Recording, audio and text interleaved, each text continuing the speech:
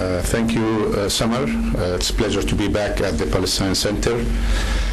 Last time we were here in November of last year, early November, just 3 weeks before the Annapolis conference was supposed to take place. We discussed what are the requirements for a successful meeting at Annapolis.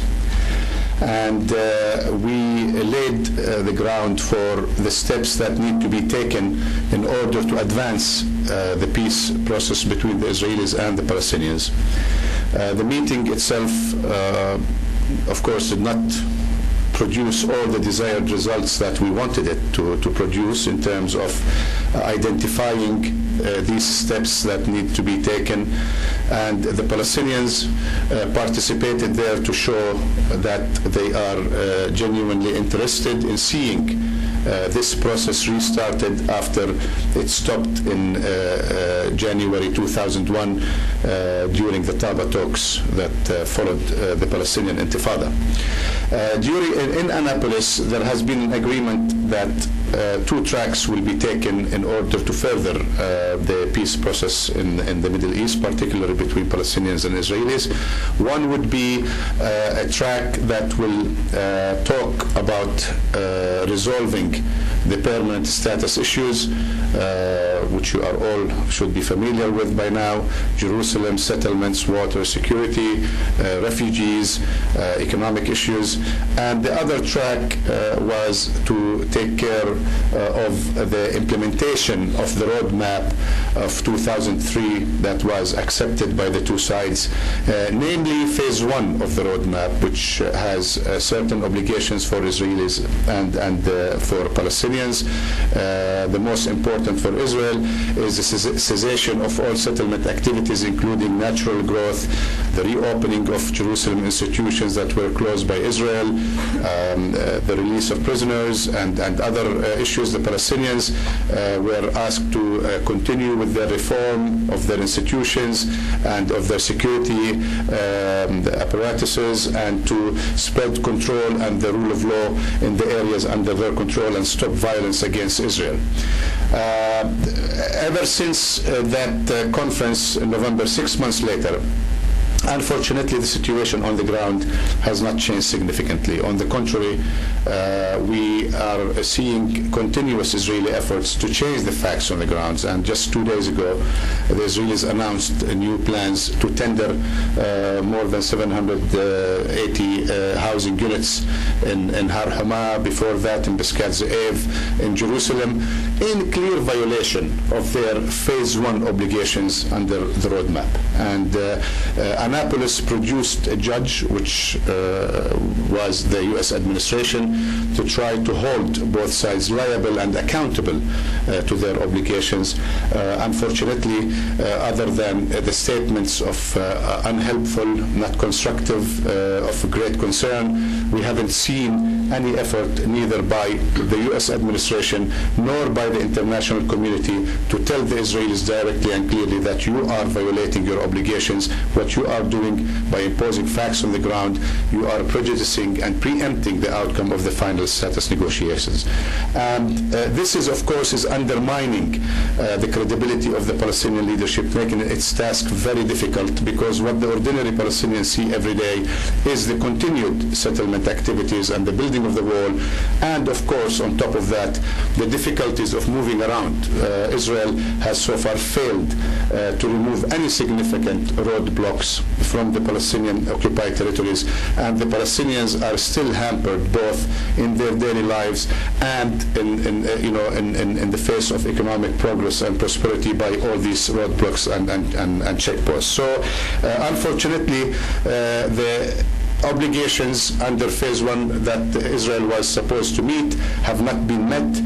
On the contrary, the Palestinians have introduced and deployed security forces in Nablus, in Jenin, in Tulkarem, despite Israeli efforts to undermine the Palestinian deployment. The government of Prime Minister Salam Fayyad has continued with its efforts to reform the security apparatuses and to bring trained security forces in Jordan under the supervision of the quartet and General Keith Dayton. pursued this goal in order to assert its rule of law and the control of the Palestinian areas. This has not been reciprocated by Israeli meeting their obligations under phase one, and eventually somehow affected the talks between the two sides. The meeting that took place yesterday between President Abbas and Prime Minister Olmert focused primarily on the issue of the settlements. They hardly had time to discuss other issues, which shows you that these actions and these activities, unilateral activities that the Israelis are taking, do distract the two sides from focusing on the main issues. And despite what the Israelis are claiming, that these settlement activities are being conducted in areas that will remain under Israeli control, we keep telling them that this is subject to negotiations. Even the U.S. administration position is that no changes in the borders, in the territory, would be accepted unless the two parties agree to that, to these changes. But it is really creating a very difficult situation for both sides to pursue the permanent status negotiations. The positive element about the current discussions is that the two sides are still meeting. You know, we have meetings, we have committees that were established in February to cover all the issues without any exclusion. Despite all what you hear from the Israeli side, these committees are touching on all the issues without exception. This is a very significant development. It's a very positive development because for the first time in 7 years, we see the Palestinians and the Israelis engaged once again, discussing in details and in depth some of the most sensitive issues that will affect their lives in years to come. We haven't reached any agreement yet. We haven't even drafted any papers yet, but these meetings are continuing. We still believe that the target of by the end of this year to be able to reach for an agreement is possible if there is strong will and determination on both sides to reach that an agreement. But in order to do that, Israel must understand that their efforts to continue to impose these facts on the ground will only undermine this process rather than help it. And at least there has to be a moratorium on Israeli settlement activities during the period of the negotiations. You cannot continue talking and at the same time imposing facts and taking land from the Palestinians.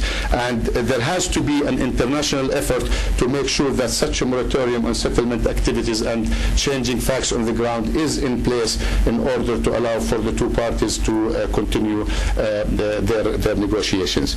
We remain hopeful that the continuation of these meetings will lead to an agreement that will be based on the two-state vision of President Bush and the international community, a state that will be based, Palestinian state that will be based on the line of 1967 with minor and reciprocal modifications, and of course a just and agreed upon solution to the refugee problem, the Palestinian refugee problem, that would somehow put an end to this conflict between the two sides.